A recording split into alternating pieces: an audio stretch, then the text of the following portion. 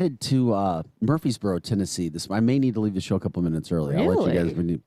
My son's got a football camp, Middle Tennessee State, later today. And it takes over 5 freaking hours to get to Murfreesboro, Tennessee, because you drive through Nashville. But it's in the Nashville area. I thought maybe you had a hot date. Yeah. Yeah. Funny. We'll get, maybe we'll go try to get some dinner in Nashville. But that's it, then race back tomorrow. So the joys of going to football camps and trying to be seen, and that why Middle Tennessee State? Well, because they liked his video. Right. Wouldn't mind seeing him. So there you go. Middle Tennessee State, baby. We'll go do that. Check that out. So, no, I will not be working the Fox 2 News tonight. We appreciate everybody joining us. As always, you can give us a call, 636-695-2915. Again, 636-695-2915. You can, of course, check in on Facebook at 100.7 The Viper. Of course, we always love to get your comments there, and you share the show. We love that as well. And then coming up today at 9 o'clock, Dr. Naputi is calling in. And there's a lot going on, as there is every week. We checked in with him last week. We'll check in with him again today about what is actually happening in the world of vaccinations with the FDA, drug approvals, and things of that nature. So Dr. Naputi, give us a call at that point in time, coming up 9 o'clock later today. All right. Brendan, what's been up with you the last few days? Good to see you again. Oh, it seems like you were just here.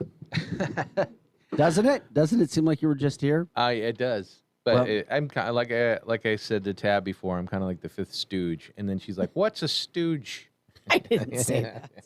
Well, if you live in the city of St. Louis, pool's open today. So pools Do they have lifeguards to man these things? On some of them, yes. Some of them, no. So we'll see where that goes. The state of Illinois opening back up, finally. Governor Pritzker taking the chains off. And Illinois gets back to action. I know we have some listeners over on the Metro East side. Yeah, the people who haven't been listening to him anyway. Oh, man, oh, man. No one has followed those orders in the Metro East area. They haven't been? No. Well, because they were way up in Chicago. And in Chicago, yes, and Metro East is way down here. I don't think any other part of Illinois ever followed those. I've been going to this place over in Illinois throughout COVID, never once having to wear a mask or social distance. Yeah, but we all know that Chicago is literally its own state. It is. It's Illinois. its own state. Absolutely so. It's a different world. It is. I know. I get it. But we'll get into all of that coming up today. Also, we're going to play. Yeah, and if you haven't heard the mom who grew up in Mao's China, she's made national news. We'll play some of her interview. She was on Fox last night. And it was very interesting hearing what she had to say about what's going on right now with critical race theory, things that you need to think about, and how she endured it. Her words, she endured going through critical race theory in communist China, how it's used to separate people, how it's used to divide people, but it's given to you as sugar, but poison is all throughout, and how it destroys a society. And she's the one who went up against her Virginia school board explaining why this is wrong, why this will have horrible consequences. And very interesting when I listened to her interview last night, because if anybody knows anything, it's somebody who's been through something. So yeah, it's just something to think about, and you'll hear her coming up after about 8:20. And you won't want to miss that. That is for sure. Tabitha, what were you posting about yesterday? What's on your mind? Oh, it's all on my mind. You know, the critical race theory is a big issue, I think, with everyone. And what I fear most with this issue is that we are further dividing people. We spent so many years trying to create equality, trying to end segregation. And here we are once again teaching kids, a lot of kids who may have not even realized a lot of this racism actually does exist because they don't see it in their own lives. Now we're teaching them that it does. Kids aren't racist. They're not born racist. You know, they love all the kids. They love everyone. And then all of a sudden we start telling them in school, well, if you're white, you have privilege. And if you're black, you've been oppressed. We're teaching them the exact same things we've been trying to get rid of in this country. Well, it is interesting when we talk about race and things of the nature. Another headline that came out, and I don't know if it's I've seen this guy on Fox News talking, but I'm talking about GOP representative, United States Representative Byron Donalds. Now, he's African American. He's only one of 2 black Republicans in the House. 2. But he says he was trying to get into the Congressional Black Caucus to talk, to have a voice. They wouldn't let him in. Right. I heard that. Is that not a racist move? Yeah. Can it be racist if it's race versus race? Or In my opinion, it can be. because I'm not quite sure how to handle that. But if you're black, I'm trying to get educated on this. If you're black they'll tell you and it's you not want to be in the Black Caucus, the Congressional Black, and you're in Congress and you're black, why can't you be in the Congressional Black Caucus? You're in Congress and you're black, but you can't be in the Congressional Black Caucus. He's not black enough, right? I don't know. Not black I don't enough. get it. But And we know it's not about that. We know it's not about skin color. None of it is. It's all about politics. that would totally tear apart what the Black Caucus should mean, wouldn't it? Yes, of course. But it's not. It's not about color. It's not about color. It is all about politics. Other freshman lawmakers of color were inducted into the group 6 months ago, but not Byron Donalds because he's, quote, Republican. Of course. Well, because that's what it comes down to. Or It's he all about wasn't politics. given a reason why. Well, we know why. We know why. Obviously, it's politics. What does that mean? Meaning that they don't want him because his views are not going to be the same as theirs. Even though he's black. Even though he's black. Because it's really, they use the term color and race to divide us. That's a divisionary term. But in reality, it's about politics. It is not about the skin color of a person. I don't get it. I don't get it. Why wouldn't you let him in? Because his views are different Everybody than theirs. needs to have a voice, right? Not if it's a conservative voice, no. As you know, conservative voices are not welcome. They're not welcome. Well, it appears that way. At least to me it does. But I'm like, wait a second. I don't get it. Now, I couldn't find any information on the other African-American or black Republican Congress member to see if that person was allowed in. But there's only 2 Republican African-American people in the House. Right. And we spoke with someone on this show. I can't recall who. It's somebody that you know that was affiliated with the Black Caucus. Do you recall who that guest was? Well, yeah, that's J.P. Johnson. Okay. But it wasn't the national. No, that was the Missouri. Well, I know, but it's still part of the same type of organization. And I can remember some of the statements he made here on this show to us. He was a great guy. You know, I have complete respect for him. It was pretty obvious to me that they're not open to conservative viewpoints. Well, it's just sad that happened. That is certainly a headline. I've got something else I wanted to ask you about.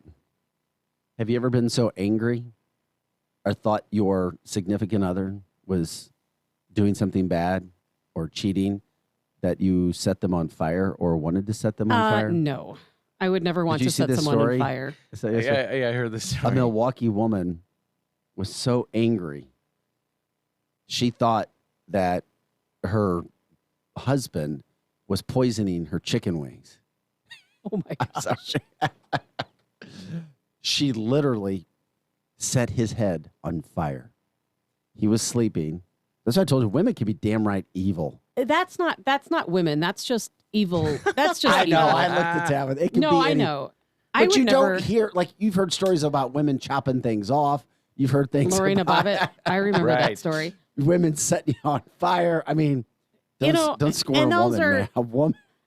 And men have done things too. But She'll ruin your life. that's a very serious situation. She now faces multiple charges after setting her sleeping husband on fire. Okay. As she should. 29-year-old woman charged with arson of a building, first degree recklessly endangering safety, mayhem, and domestic abuse. She's got to undergo a competency exam, you think? Henry Williams told investigators that he and Smith had been in a relationship for more than 8 years, but had hit a rough patch lately.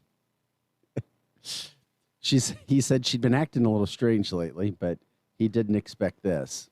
I would have bet he didn't, but he can't be okay. She suspected that he was poisoning her chicken How wings. can you poison a It chicken was wing? cumin. It was just cumin. I mean, would it be the breading? I guess you would dip them in a sauce or breading that had I don't poison in know. it. But what she did was he was sleeping earlier last week. She filled a cup with lighter fluid. She poured it on his head while he was sleeping. Oh my gosh. And she used a lighter and ignited the lighter fluid on his head. According to the New York Post, first responders took the victim to the hospital with burns to his head, chest, ears, hands, neck, and face.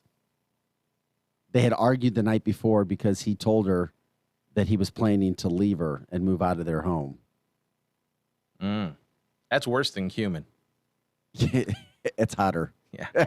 I mean, I have a family member who was burned with third-degree burns Yeah, over burns- 80% of their body. And I'm telling you what, a burn is a very serious exactly. situation. Oh, yeah. No, absolutely. You know, that's not something that Nobody knows. yeah, unless you it's go not like through hitting that. someone or stabbing someone, burning someone is a lifelong disability for people. Second-degree burns leave scars. Oh, in third degree and fourth degree. I mean, you end up losing actual muscle tissue, needing skin grafts, etc. That's a very serious situation. I had to get that one out there. Sorry. Not all of us women, just so you know, are that crazy. No, most of you just take pots of boiling water. No, Throw no, no. that on. And put the rabbit in it. It just scalds. Dare we open up? Hey, tell us the craziest, meanest thing you've ever done to a man. Right. I don't believe it or not. I have never. I'm trying to think. I don't think I've ever done anything mean to anyone that I can think of. And I've had someone cheat on me many, many years ago, and I was never mean. As a matter of fact, I didn't even kick them out of the house. What? Why? I guess because I was stupid. I don't know. I just didn't. I should have. Yes. I should have. Yes, you should have. I actually, Look, who are we to judge? I actually bought the girl a couple of drinks and asked her what her problem was. that was about the end of that. What? And then you left. No, actually, Because it was the detective in her. She wanted to know the why. No, it was actually my house. I left, and I let him stay in the house, and I left. It was just easier. Well, So not all of us women are mean. yeah. Well, let us know what your plans are for this weekend. Hopefully nothing mean. Keep it positive. Stay happy. The weather's hot. The weather's nice. We appreciate you joining us this morning. Before we take the quick break and come back with the sound from G. Van Fleet, House Republicans are also demanding that West Point cease critical race theory trainings to cadets because that apparently has started in some capacity. Representative Mike Waltz is demanding that the U.S. Military Academy at West Point stop teaching cadets critical race theory, calling the teachings divisive, just like we were talking about what Mao says, or excuse me, not Mao, but Xi Van Fleet says she learned under Mao's communist China. He says, I think it's incredibly divisive.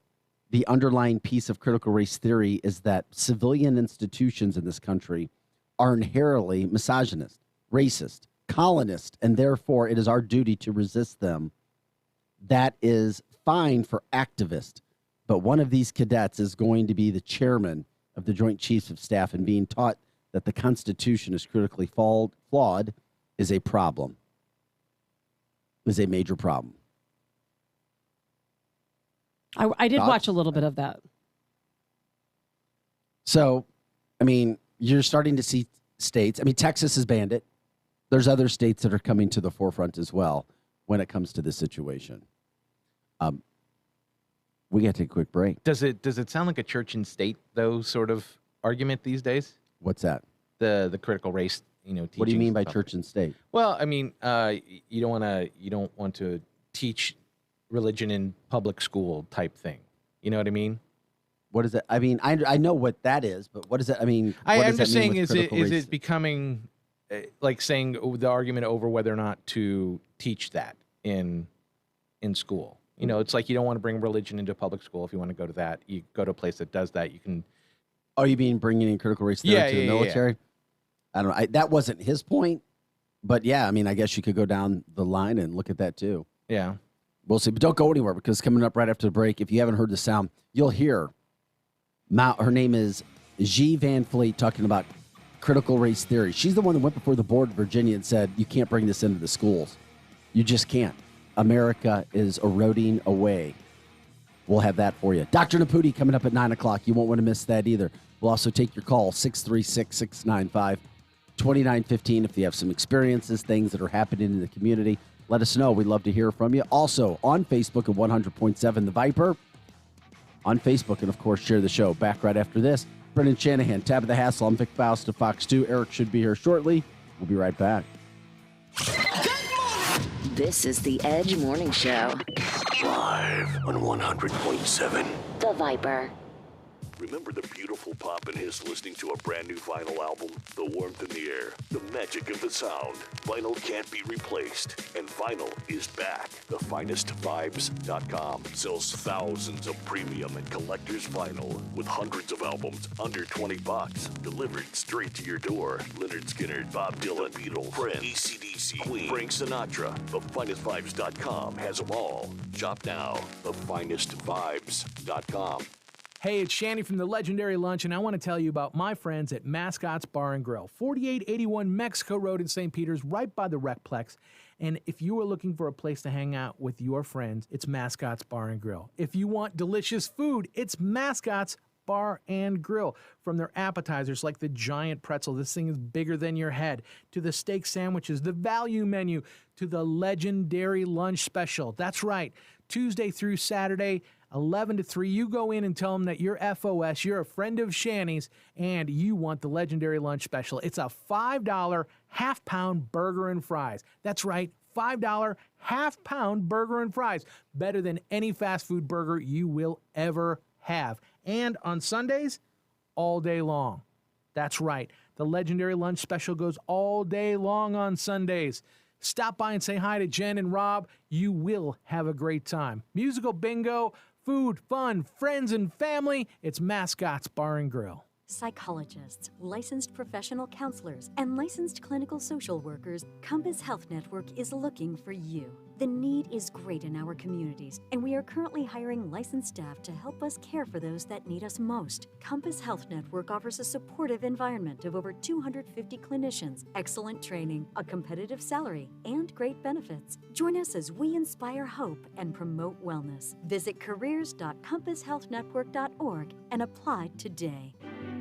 Community State Bank congratulates the senior class on reaching this milestone. They offer a wide variety of banking services to suit your needs. Stop in at Community State Bank or visit c-s-b.com. Member FDIC. Did you know 85.6 million Americans live with heart disease? It's important to know your personal risk. Barnes Jewish St. Peter's and Progress West hospitals offer a free online heart health assessment you can take from home. Visit bjcstcharlescounty.org/hearthelp and get advice on what you can do to keep your heart healthy. You'll also receive a customized report to discuss with your doctor. Visit bjcstcharlescounty.org/hearthelp. Remember chasing the ice cream truck when you were a kid? Well, this is much better, and you don't have to chase it down. Clementine's Naughty and Nice Creamery, now open in Lake St. Louis at the Meadows Shopping Center. All natural, handcrafted ice cream with unique flavors that change weekly. Vegan and gluten-free options as well. Take home a pint or enjoy a scoop, and you'll love the outdoor patio. And you know it's got to be great because they were featured in Oprah Magazine's coveted O List in 2019. Clementine's Naughty and Nice Creamery. Keep your resolution to quit cigarettes this time. Go to I Quit Vapor, 852 Bryan Road, O'Fallon. I Quit Vapor carries the salt nicotine systems, their latest juice flavors, and all of their pod systems. Let their staff explain why the salt nicotine system is so effective in helping you to quit cigarettes for good. It has a much smoother delivery and allows you to adjust the amount of nicotine intake. I Quit Vapor is still your one-stop shop for everything vapor. Keep your quit cigarette resolution this time. Go to I Quit Vapor, 852 Bryan Road, O'Fallon.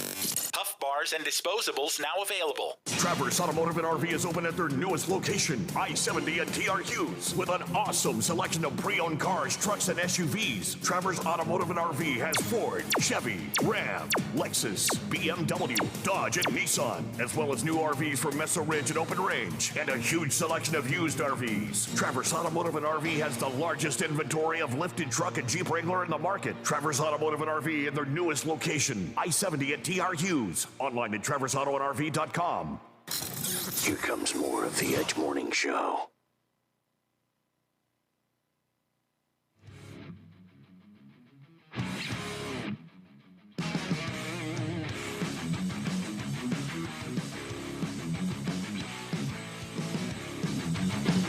Hey, welcome back to the show, everybody. You're listening to The Edge. Brendan Shanahan's here for Chris Knight.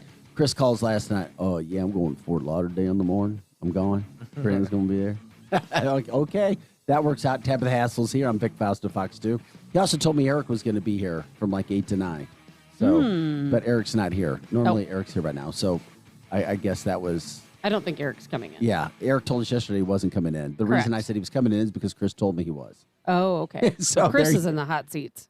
So there you go. Anyway, that's our housekeeping. Dr. Eric Tamputi coming up at 9 o'clock. You want to miss Doctor talking about vaccines and the kids and the research that's coming out right now and what's happening when it comes to the FDA and how they're approving drugs. Things have completely changed. You don't even have to listen to your panel anymore. You go above and beyond. We talked on Monday about a new Alzheimer's drug. Oh, it's going to be this great drug. It's the first one approved in so long. Well, they have an advisory board that looks at these and says, okay, whether this drug should really be approved or not. Like, that's what the company, or that's what the organization looks like. We go to our advisory board, 11 members. Guess what? 10 members said, no, we can't approve this. The 11th said, we're uncertain. One of those members was a doctor from Washington University in St. Louis, Robert Pelmander, who said, no, not only if you're going to approve this drug after what we just told you about for Alzheimer's, I quit. Good for him. 2 more of those doctors have quit now, the board. So what does that set up? Well, the FDA now is approving drugs, vaccines, without any sort of check and balance. They are, because it's all about money. Because it's all about money. All about money. It's scary. So they're willing to give you a dangerous drug. Bingo. To earn some money. Yeah, when something, there's scary. probably It's something absolutely natural. scary. Of course it is. And the reason I bring it up is because guess what? You're going to start to see a bunch of other things start to get approved. If they're doing it with an Alzheimer's drug, when you have right, when and this you isn't have new. A nonpartisan advisory group of doctors from all across the country, the best doctors.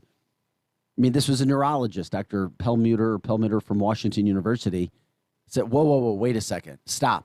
We just told you this drug should not be approved, all 11 of us, and you still approve it, then why even have us around? But think about what so they've now approved the FDA in the past. will just do whatever the hell that they want. But they've already have been doing whatever they want. I know, but they already at least, have. That's but at not least new. there were some drugs, and Dr. Naputi will explain why there still were checks and balances, Tabitha, and this is a big, big, big game changer when it comes to just bypassing a board completely. Well, of course it is. I mean, look in the past. They didn't want to approve hydroxychloroquine. They didn't want to approve ivermectin, but yet for COVID treatment. But yet in other countries, it is the standard protocol of care.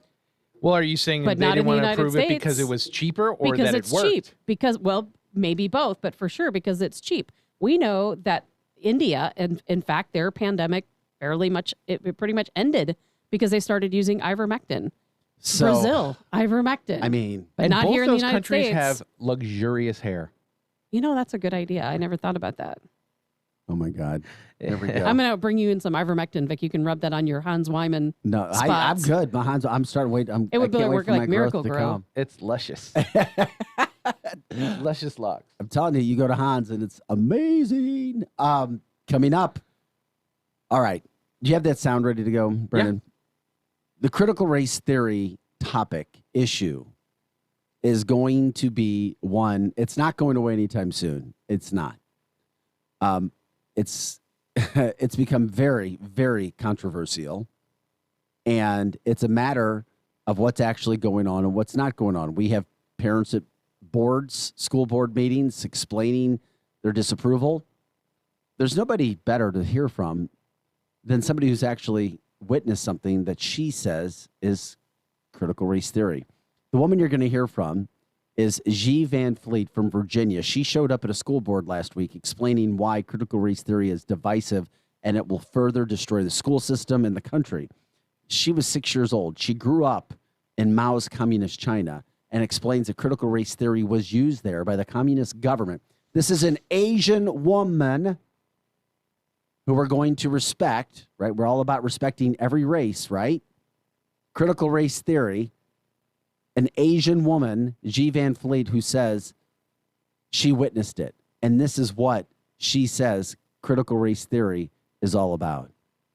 What's going on in our school and in our country is really a replay of the Cultural Revolution. in China. And I want people to see there's similarities, and the similarities are terrifying. They use the same ideology and same methodology, even the same vocabulary, and with the same goal. The ideology is cultural Marxism, and we were divided into groups as oppressor and oppressed. And here we use race, and there they use class. And the people here who have a different review were labeled racist. But in the Cultural Revolution, the label is counter-revolutionary. So it is a hat that fits all. And once the hat is on your head, your life is ruined. And the methodology is also very similar. It's cancel culture. We basically cancel the whole Chinese civilization pre-communism. And we changed our school names, street names, store names. We changed even our personal names. My name is Xi, and I was named after the city I was born, Xi'an. Xi means west. It also refers to the imperialism. So I wanted so bad to change my name because I want to be more communist. I'm glad my parents convinced me not to. And the vocabulary is even the same, wokeness. And to be specific, we used class wokeness. In Chinese, it is 阶级觉悟. Your level of wokeness determine your chance to get promotion or to get benefit. And who decide your level of wokeness? It is the party leaders. Yeah. And you speak from real experience. Wow. I mean, you were 6 years old. It blew my mind when I Are you surprised? went through and listened to that.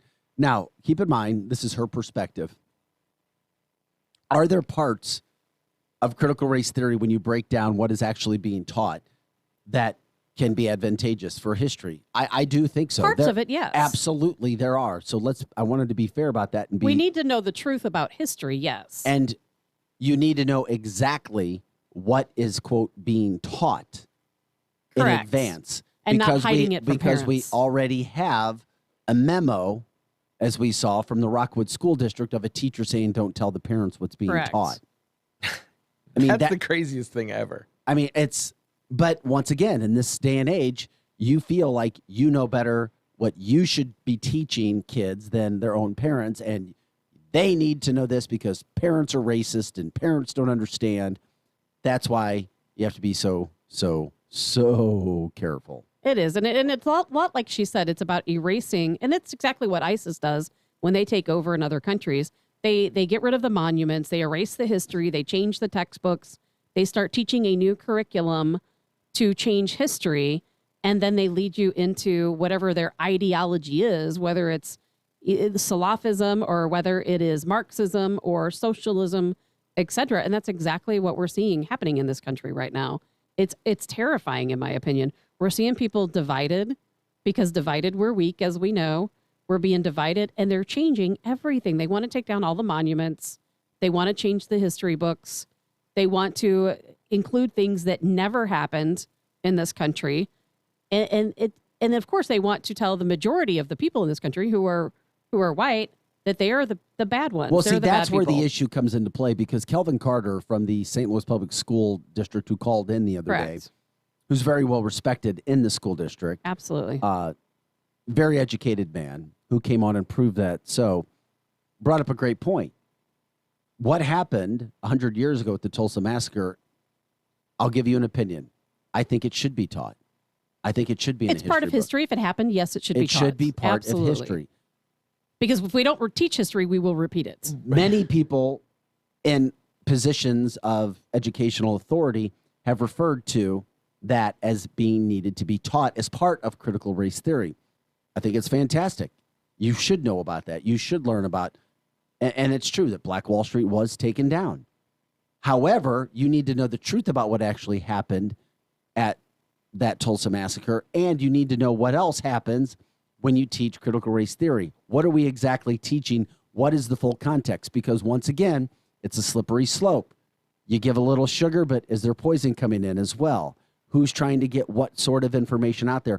Are we degrading another ethnicity in trying to teach something? Absolutely so. Those are the types of things we need to be careful about, because we wouldn't want to do that to a Hispanic, an African American, an Asian, anyone.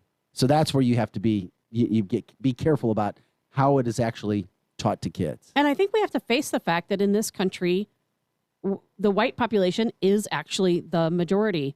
The black population, they make up about 13% of our country.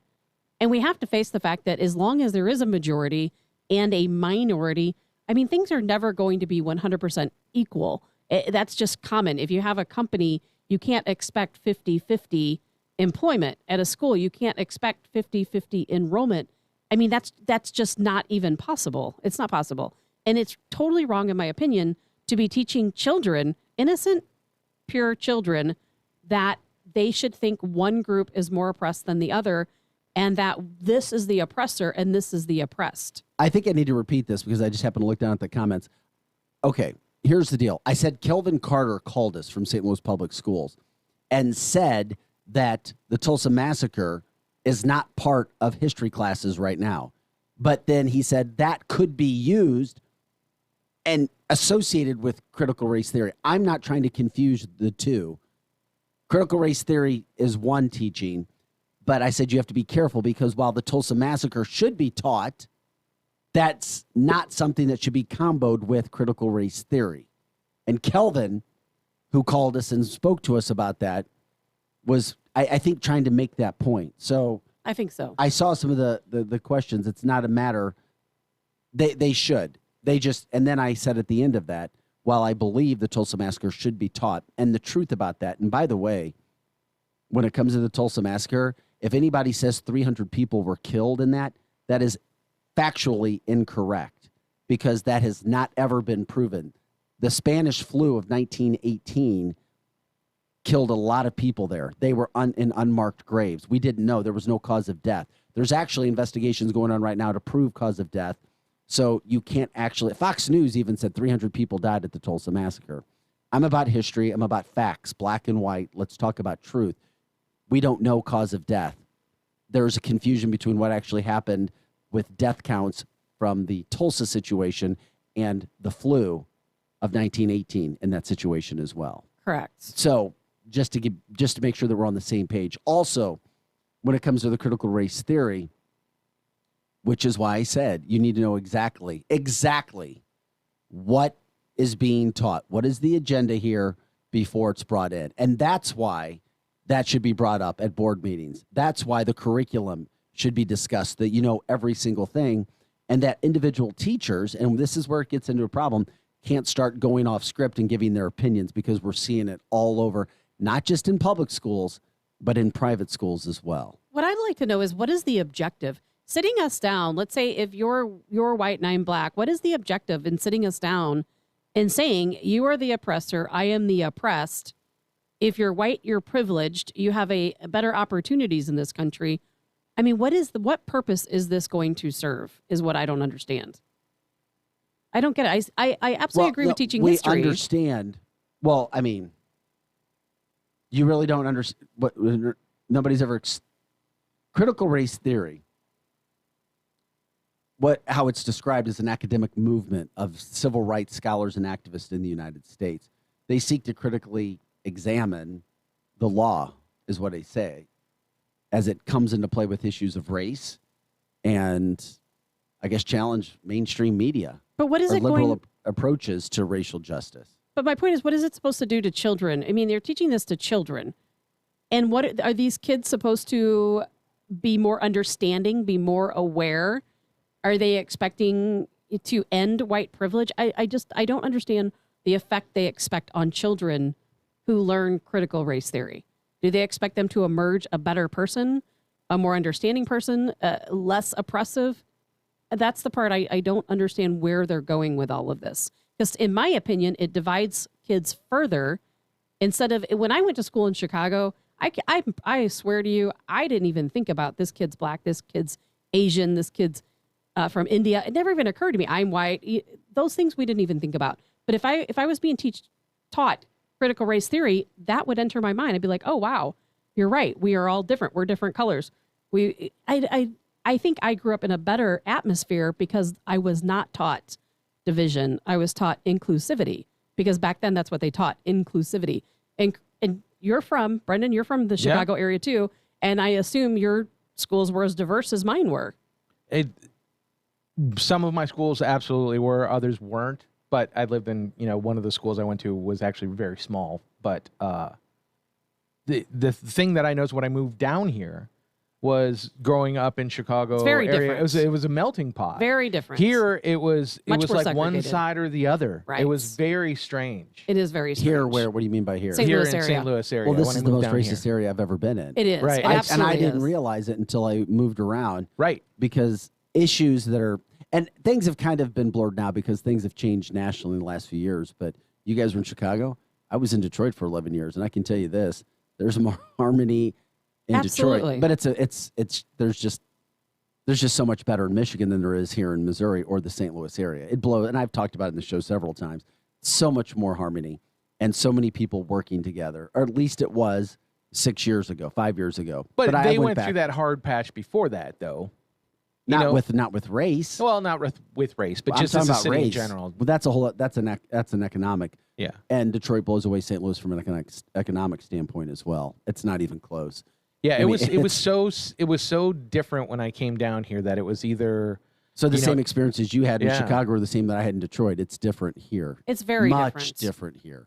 And some people, in all honesty, don't even realize they're being racist. No, and they'll I just don't say think they things do. because it's like that's Or how they were. Well, racist brought up. / prejudice, believe it or not, it goes. It's not just one race of people. It's all races. And you don't even realize what you're Very saying true. Sure. or what you're doing. Yeah. It's all around. It's all around. But sometimes it takes to be the minority in a situation to see that and realize that. As I've talked about in the show, when I witnessed it as a young boy, when I was the minority in a more heavily populated area of African Americans.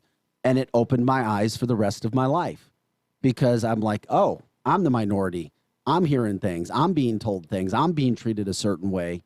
And then, a year later, I'm in a very nice middle class area, and back again, I'm in the majority. I'm not a minority anymore. So Sure. those experiences in life, if you can put yourself in those situations, will help you see the other sides of other ethnicities and cultures as well. But yes, it's all over the place. It's not just racism isn't just one certain type of people to another. Don't ever let anybody tell you that. No, it's not. Oh, my gosh. It can go all around. There's no question. But you know what I wish that, to me, they're going in the opposite direction. What I wish they would be teaching children in schools right now is the fact that here in the United States, we actually have better race relations than almost any other country. Minorities in the United States actually are more equal than almost any other country. I mean, we have slavery that still exists in some countries. In some countries, it is absolutely legal to stone to death a person who is black or brown. There's no law against it. They can stone them to death in the street. I mean, we here in the United States, we have come a long way in inclusion. But we're not teaching that. We're not teaching we're all Americans. We're all the same. We're not teaching kids to look at character and not color. We're actually teaching them the opposite of that. And that terrifies me. What you have is a situation where I believe, and I've always said this, the same thing, and not that other countries aren't, but the America that I've seen is always people have good hearts in general, and they want to do the right thing. They want our country to be good. And there are bad apples, as we've talked about, bad apples in every environment who want to use that against you. We've talked about this, the way that other, quote, countries, other / bad entities can destroy America is from within. It's not from without. And you turn people against one another. And how do you do that? Well, you start to try to divide the races. As G. Van Fleet in that sound we just played for you was talking about, it was class action warfare in China. It's how you start to take people apart. Do we want to recognize our history? We should, absolutely. Totally. History, yes. But that doesn't mean you start Let's not rewrite it. exactly, Right. or Exactly. try to associate current people with things that have happened, 100 years ago, 200 years ago. Stop. Yeah. At some point, if we're going to move forward, you have to let go of the past. Absolutely so. So We acknowledge it's almost like you need to, acknowledge that it happened, and we understand this is why we're going, but you can't keep bringing up the past as the argument. It's like, yes, but you did this to us once. Right. And now we're forever guilty, now you're even though forever- we were never here. My grandfather was fairly prejudiced, I guess I would say, and he's one of those people back in the day when people of color started moving into the neighborhood, he moved out. But you know what? We learned by his example that we didn't want to be that way. We weren't that way. And we grew up in a completely different environment. And these days, that's why I keep asking people, how much true oppression actually exists? How much systemic racism actually exists these days? And no one really has a clear answer for me. And Obama definitely doesn't know. And he's the one who started critical race theory. He is the last person that should ever be teaching critical race theory or the fact that minorities are oppressed. Here's the other situation you have. This is the only thing one of the things that concerns me. And as G. Van Fleet was saying, if you have an opinion or a feeling that we need to question something with this teaching, what are you labeled all of a sudden? All of a sudden, if you disagree or want to talk about it, you're called a racist. Of course you are. So that eliminates any discussion. And at the heart of any matter should be, quote, mature, educational, thoughtful dialogue / conversation. It's an intimidation tactic to make you stop talking about it. Well, that's where you have the problem. Intimidation can come in. People can feel uncomfortable. Teachers who say, you know what, they're afraid to come out and say something because they will be labeled absolutely racist. And this could go either way. This can go any way. If you want, it's the First Amendment right. Your free speech can cost you your job, because if you have the courage to say, wait a second, I don't necessarily agree with this, and here's why, then all of a sudden you're labeled a racist. You're put over in the corner, and you're subjected to God knows what. Whereas truth should always set everybody free. You let things go, talk about them. If it's right, it will show itself. Truth does. You may not like the truth unless there's a hidden agenda somewhere. Well, we know what that is. That somebody's trying to push and or take over or use a race of people, right, or a group situation to promote what they want in a country, or vice versa. There's always a happy median. There's always a happy median if people really want it. And, think about this, Vic. This is how I always think about things. First of all, this is all political, because can you imagine what the world would be like if we all got along, if we weren't divided by religion or race or ethnicity? It would be a harmonious place, and they don't want harmony between the people. That's one thing. The other thing is, what I always tell people is, look at your own neighborhood, look at your own community, look at your own group of friends. When you're out in your community, let's say your neighbors, the people you live next to and go to shop next to, do you see racism? I don't. When I'm in my own community, I'm out doing my thing at the grocery store and I'm talking to people. I don't see, I run into plenty of black and brown people, and they're just as nice. I'm as nice. I know, but that can become dangerous, because if you speak to an African American, they will tell you, well, you don't see things. Well, they don't want us to diminish what their history is, right? Well, here's the thing, though. Quote, as we've been told in this radio show, you'll never know what it feels like to be black. And we've been told that on this radio show in certain situations. True. Should that ever be used as an excuse? As Brian Williams told us, no, but you just don't know what it is. So you can't even start. And I understand that. Because if you start to try to say that you're not experiencing racism, then you're a racist because you're not living in their shoes. And I understand that. Told. But how do we compare what African Americans went through in the past versus what Native Americans went through in the past, or Irish Americans? These were all oppressed people. If we know what happened to the Native Americans, I have Native American ancestry, but I'm not blaming you over it. I'm not saying, well, Vic, this is 2021 and my people were herded off and had to walk, and now they're, had to live in a reservation, and now they have, all of these health issues and alcoholism issues and drug issues, and that's your fault. Does that make any sense? No, I don't understand it does. What is the difference between the two? Why is it one group that we're in schools being taught about and not all of the other groups that have been oppressed historically? The votes that are coming down now, we see Florida banning it. Once again, is it going to become a state issue? Is it going to be put into play at the government, as at the gubernatorial level? It may. Because if you have DeSantis coming out and saying, no, it's not going to happen in Florida, it's not going to happen in Texas with Abbott. Okay, so then in New York and California, it is going to happen, and you are going to be, so it becomes a state by state issue. It appears that it will be. Is it city by city? I mean, there's votes coming up. If you look at the message line that we have on Facebook, all throughout the communities. That's why the subject matter should be taught and discussed, and it should be public. That's why I thought the whole situation should be public. There's nothing like being transparent. Transparency is always the best, because if a parent starts to feel as if they're being shoved out, as we saw in Rockwood, the teacher should have been fired. I cannot believe the teacher was not fired for saying, don't let the parents know. I don't believe the teacher was fired. If I'm wrong, let me know, please. But I don't remember hearing that the teacher was, quote, fired. Not that I can recall. Could you imagine if it was flipped? If you had a teacher in St. Louis Public Schools, which is predominantly African American, trying to teach them something that was a little different, how that would have gone. Don't tell the parents what we're trying to teach these kids, how that would have played out. You always have to look at every situation possible.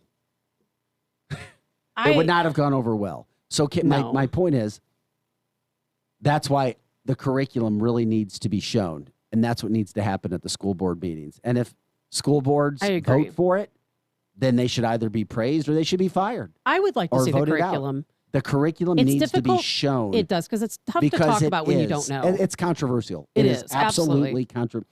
And controversial doesn't have to mean negative, but the word itself, if you look up what controversy means, would certainly apply. Does it have to be negative? No. Can people put a negative context to it? Yeah. Right. I've not seen the curriculum. It's very difficult for me to comment or disagree with something when I'm not 100% what kids are going to be taught. The only thing I know is that like I've said 1,000 times, is that we need to be teaching, inclusion and togetherness and unity, and we're just going in the opposite direction of that. We worked so hard to get here. We're not teaching unity. We're not, and we worked so hard to get here. And I would like somebody to show us how we are. We're not. We're teaching division. Because ultimately that's what our government wants. They want division. They don't want unity. They can say they want unity all they want. They do not want unity. That's very clear. Who? Government? Our government does not want unity. What do you mean our government? Well, our government ultimately, our government, Obama specifically, is the person who started this new core curriculum, started the critical race theory. They changed a lot of the curriculum that was taking place in schools. That's really where it all began. And it's just part of that new wave that, in my opinion, is going towards Marxism and socialism. And part of that is dividing people. That's why it starts at the government. It's all about dividing people.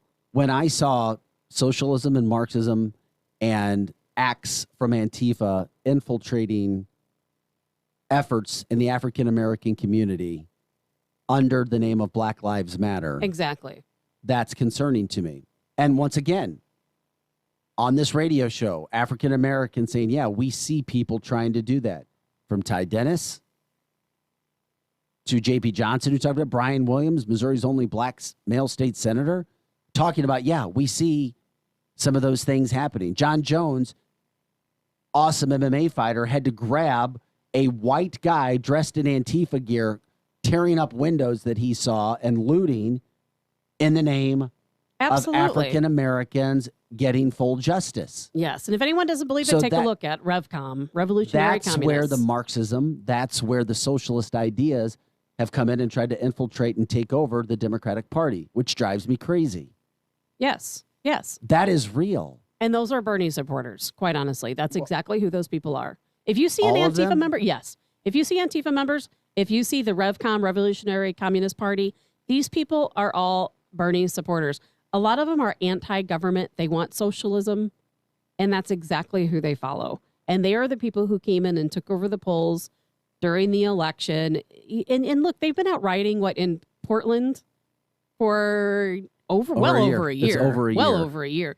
And no one's stopping them. No one's doing it. They're not on no-fly lists like conservatives were, who were, in Washington, D.C. on January 6th. All of those people are placed on no-fly lists. They're called terrorists, domestic terrorists. Antifa, they're just going about their business, taking over hotels, breaking windows, destroying property. Well, I just wish the president would call out Antifa for what it is, because we know Wishful it is true. thinking. It is here. But I still think back to a debate where he said Antifa is an idea. I was just going to say that. They don't even exist to Biden. But we know they exist. They do. And that's not piling on the president. No. It's just, come on, let's be real. Let's be factual. Let's He talk doesn't even fact, know he's not president. opinion. Let's just talk facts. We need everybody to get along somehow, some way. Unfortunately, people have to want to get along, and you have to be smart. I'm telling you, our biggest problem is America. Sometimes we just sleep. We're comfortable. Too many people are. And we just sip, oh, yeah, whatever. We got to get out to do this and do that today. We're doing our part. And I can be guilty of it, too. Hey, don't go anywhere. Dr. Naputi's coming up. We're going to talk about what's happening in the health world. It's been a bad week for Dr. Fauci, a really bad week. Now he says, if you attack me, you attack science. But at the same point in time, the political figures and medical community who's coming after Dr. Fauci are using science. What the heck? Are you kidding me? It can't get any more convoluted. I don't even know than what it science is anymore, do you? It's not what I used to think it was. Well, everybody can say, well, I've got science on my side. I've got science. That reminds me. Have you heard the word? You know what else I've seen people start to use? We get keywords. Like for about 10 years, it was narcissist. Oh, you're such a narcissist. I know. Now the last 5 months, I've heard people start to use, you're gaslighting. Oh, I hate that. You're gaslighting. Like if you can use the word gaslighting, you're cool. Gaslighting. Somebody just so many accused me people of are that. using that damn term. I know. Someone just accused me of doing that. I'm like, are you serious? Oh yeah, no, that's just last week. Yeah, they accused you? Yes. Not surprised. Gaslight. You're gaslighting. There'll be a new term. I know. And it's don't you wish Eric was here? Eric, it's the term for 2021. don't you think Eric gaslighting. is You're gaslighting me. he's probably riding in a car on his way to I heard Cedar that. Rapids, and he's probably just gritting his teeth and losing his mind because he wants to say something and he can't. He's silenced. That's a word. 2020. Another word. It was pivot. So many people use the word pivot. We got to pivot from here to there. Now it's gaslighting. I don't like revisit. I hate the word revisit. Yeah, I know. I hear you. Everybody's using the word gaslighting. I don't like that word. And I'm going to knock out the next person that says it to me. Dr. Naputi coming up after the break. Don't go anywhere. Lots to go. Thanks for joining us on this Friday morning on The Edge. Brendan Shanahan, Tabitha Hassell, and Vic Faust of Fox 2. Back right after this with your headlines as well. The Edge Morning Show. Back in a moment. Today, I'm taking it to the streets to give people the good news. Oh, excuse me. Hello. I'm Flo from Progressive, and did you know... No, I'm just waiting for the bus. So then you have time to hear about how with Home Quote Explorer, you can check if you're paying too much for home insurance. Yeah, if I was interested in talking to you, which I'm not. Okay, I'll do the talking, and you just check if you can be saving, which is going to be pretty hard to do if you put on your headphones. Okay. See if you're paying too much for home insurance with Home Quote Explorer. Progressive Casualty Insurance Company and affiliates. Comparison rates not available in all states or situations. It's like I blinked, and suddenly all my business shifted to e-commerce. Now, my business hours are whenever my customers need me. My customers want everything now and faster than ever. It's a whole different world. Your business is changing. The United States Postal Service is changing with it. We're bringing you fast, reliable shipping nationwide, and we're bringing it right when your customers need it. Let's discover new routes. Visit USPS.com/new routes. The United States Postal Service. Priority, you. Mom, Ethan's on the tree again. Ethan, get down. Can I climb on the swing set instead? Sounds like it's time to get all your adventure-seeking kids to Holiday World and Splash and Safari. They'll soar on Thunderbird, race against each other on Cheetah Chase, the first launched water coaster, and get the thrills they love on all the wooden roller coasters. Get your family fun off the ground at holidayworld.com. Free stalking! Free parking! Free sunscreen! Life can change quickly when this happens. When things go sideways, you'll need someone to help handle it. My name is Derek Barker, and I own the Barker Agency. At my office, we spend our days getting folks protection built specifically for them, making your care our top priority. From cars to motorcycles, ATVs to boats, if you can ride it, we can cover it. Even the home you own or the place you rent. You need to make sure you're covered so when this happens,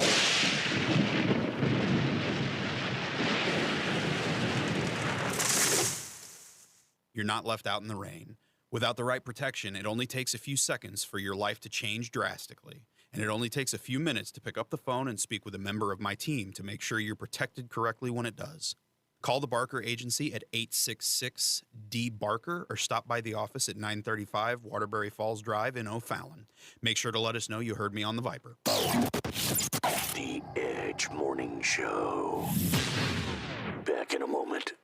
Contractors Flooring Supply is your open to the public U.S. Corette, Casabella, Neptune, Nova, Metroflor, and Mohawk waterproof flooring specialist. 12 mil wear layers with premium pad attached at $247 per square foot. 20 mil at $297 a square foot. Nylon residential super dense carpet is just $287 per square foot installed over 8-pound lifetime Mohawk cushion. Dreamweaver Frisee carpet at 99 cents a square foot. Contractors Flooring next to New World King in Warrenton. If you want the best, don't settle for the rest. Come to F&S. F&S Collision Repair provides the best customer service, quality of work, paint color match, and paintless dent repair. They do it all. No job too big or too small. Just what your car or truck ordered. F&S Collision. Call today to schedule your appointment and get that car repaired. F&S Collision Repair. Tired of lying awake, tossing and turning, just hoping for a few hours of sleep? Get the sleep you crave with the one-of-a-kind Tempur-Pedic. Only Tempur-Pedic uses proprietary Tempur material that continuously adapts and responds to your body to relieve pressure, so you get deep, uninterrupted sleep all night, every night. The Tempur-Pedic Summer of Sleep is going on now. Take advantage of our best offer of the year and experience your best sleep of the summer. All Tempur-Pedic mattresses are on sale with select savings up to $500. Learn more at TempurPedic.com. It's like I blinked, and suddenly all my business shifted to e-commerce. Now, my business hours are whenever my customers need me. My customers want everything now and faster than ever. It's a whole different world. Your business is changing.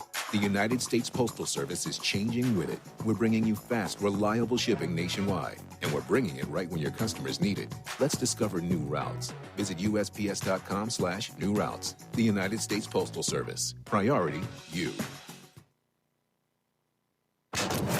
Now another hour of The Edge Morning Show on KFNS Troy St. Charles. The Edge Morning Show.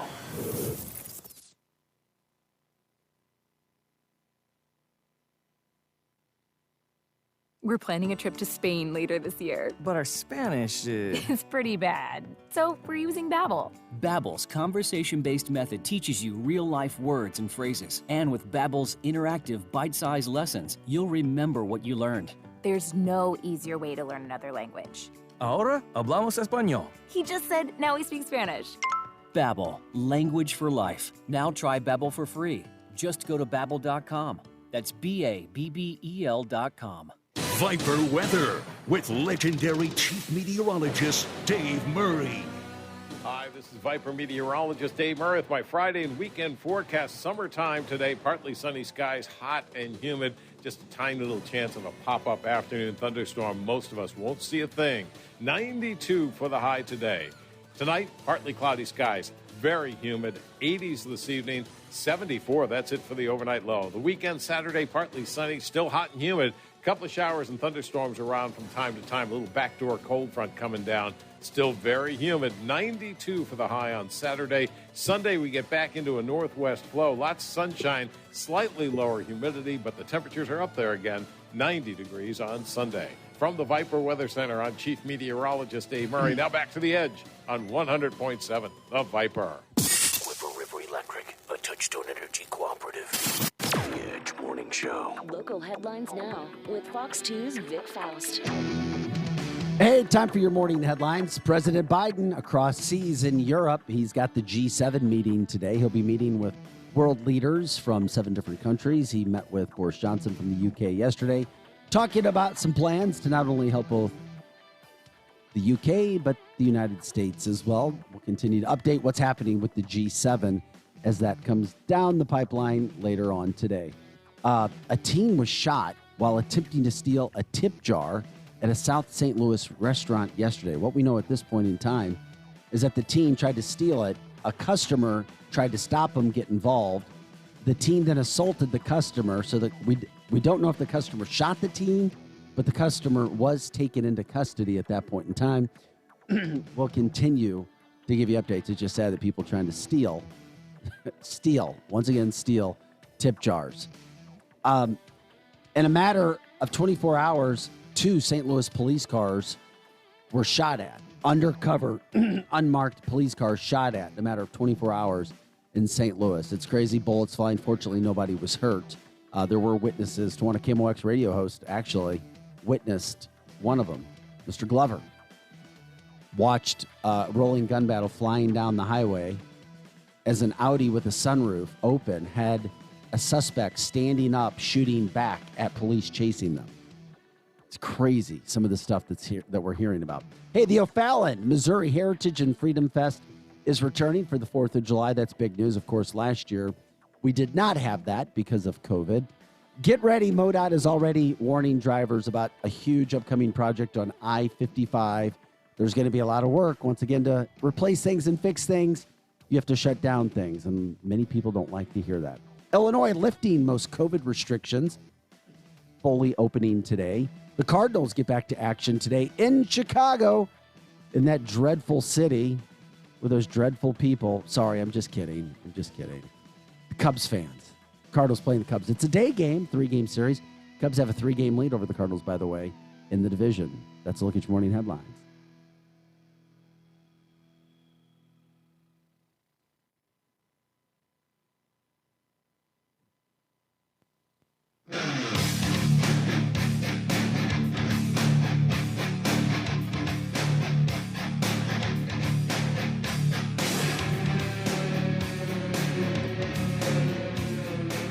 Yeah, baby, time to pick things up. Happy Friday. Welcome back to The Edge, 100.7 FM, The Viper.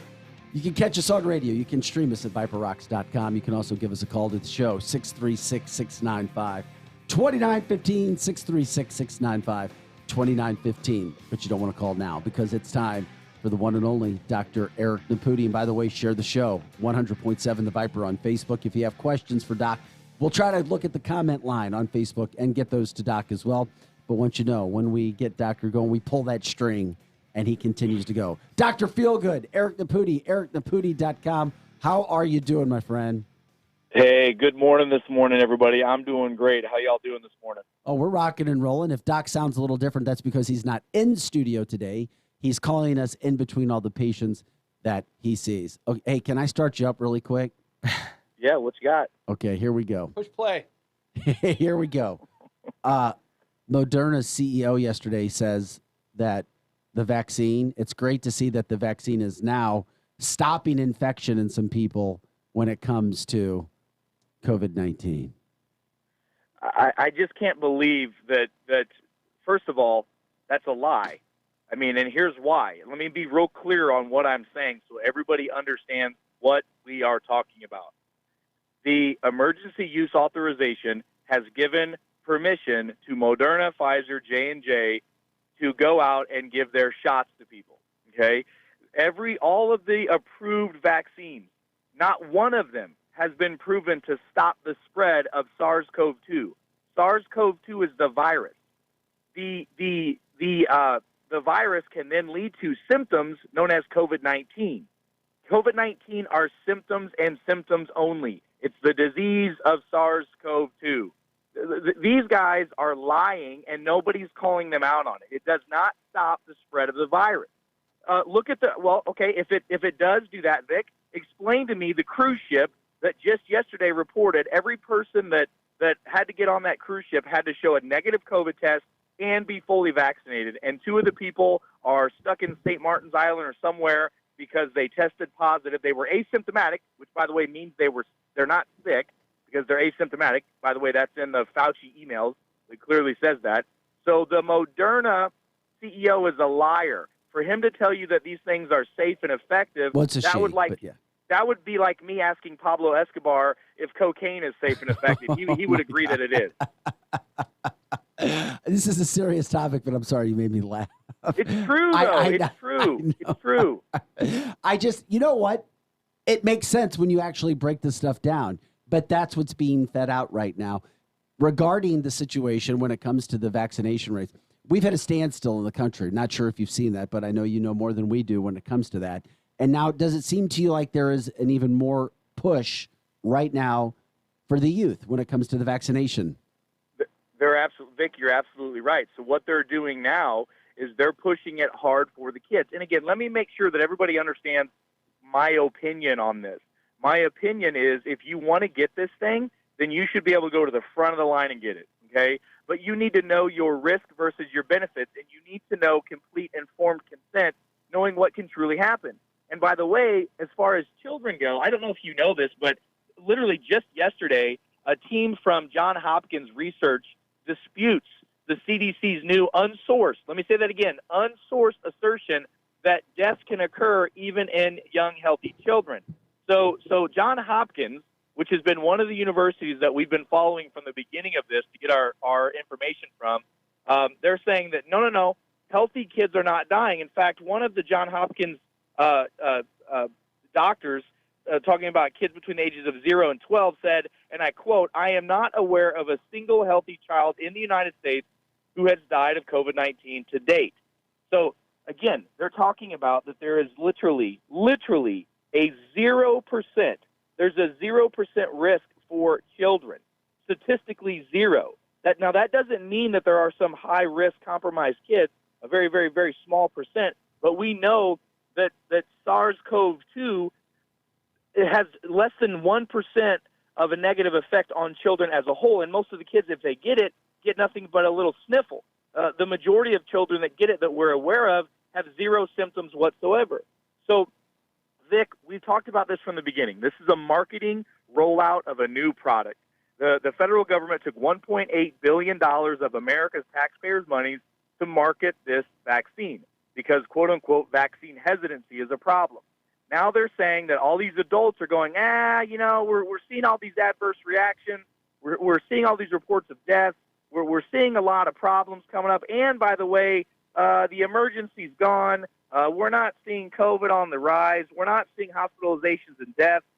This pandemic to a layperson and an epidemic looks like it's over. The emergency's over, which I would agree with as a physician. The science supports that it's over and been over for a while. But yet the marketing machine still goes on. So now they're saying, well, your kids. Let's talk about your kids.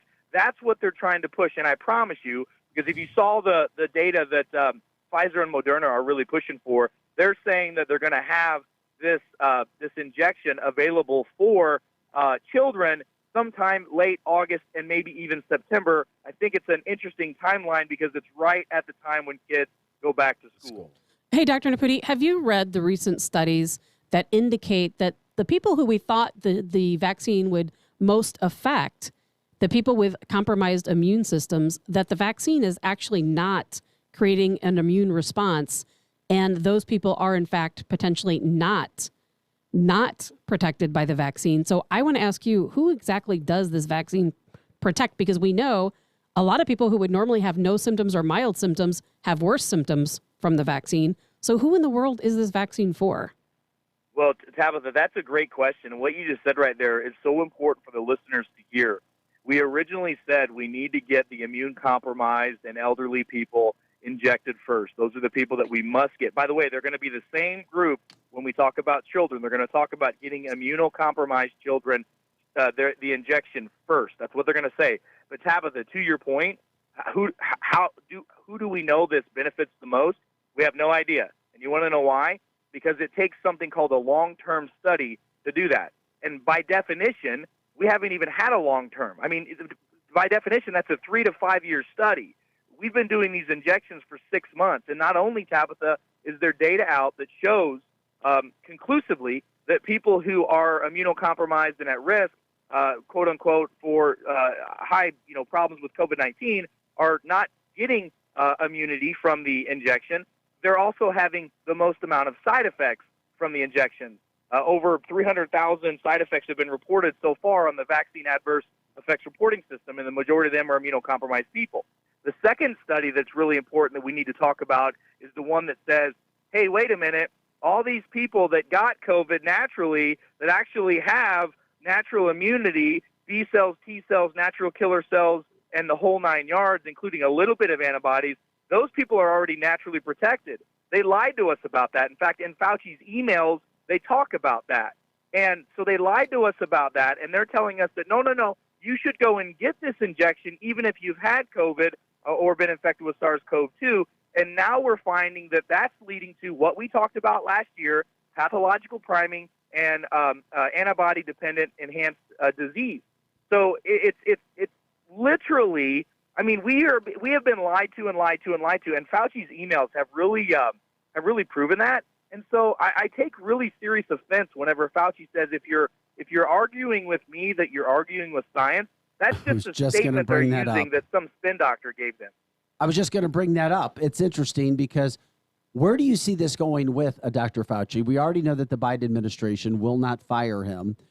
They can't, and there's a variety of reasons why they can't. Right. So where do we go with Dr. Fauci? Where does this message continue to go? Washington being filled up with swamp creatures. And I'll tell you this, there's a lot of horrible and nasty things that happen in politics, and we see it every single day. You got to know that a guy like Tony Fauci, been there, done that for 50 years, he's got more dirt on anybody else that's out there. And you know there's no way they're going to be able to throw that guy under the bus without him throwing other people under the bus as well. I don't know. I could speculate, but here's what I do know. I know that if a doctor like myself or somebody else came out and started putting all this stuff out that's negative, that's false, and that I knew was false, that I maliciously misled people on purpose, that cost people their lives and their livelihood, that is a crime. And that's a multiple crime. First of all, as a doctor, I would lose my license, and as a human being, I would lose my freedom. So I'm really blown away that neither one of those conversations have been brought up yet. I don't believe under this current administration that anything will happen to Tony Fauci whatsoever. I really, truly don't. Yeah, we're talking with Dr. Eric Naputi of the Naputi Wellness Center. You can also catch Doc at ericnaputi.com. We talked about the push for kids and vaccination. If you could kind of address a two-part question here. One, heart inflammation from a listener wanting to understand the process of what's happening or what we're starting to see with kids and heart inflammation once they get the vaccine. And the second part of that question, which kind of combo into the answer, is now you have cities like Seattle who are reporting 70% of kids 12 and older or residents 12 and older being fully vaccinated and 78% having already initiated the vaccine process. Yeah. So again, not only as a doctor, but as a father, I'm really concerned about that. And I'm concerned because, again, I just don't know the long-term studies, the long-term results, and long-term what's going to happen to the kids. We have no idea, Vic, because those studies haven't been done.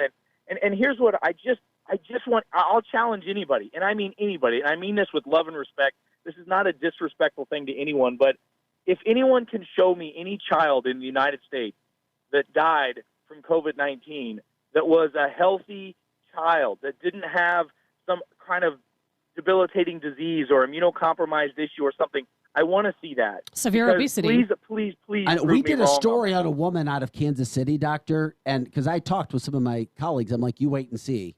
Something's going to come out of that. But we never did a follow-up story. It was a young African-American woman in Kansas City, all-state athlete.